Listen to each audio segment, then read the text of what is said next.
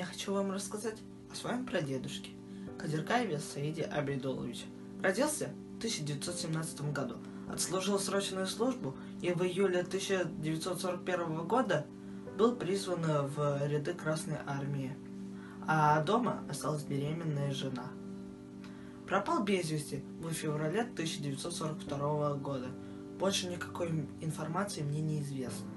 Моя прабабушка, Кадыркаева Асма Хафизовна, всю свою жизнь ждала мужа.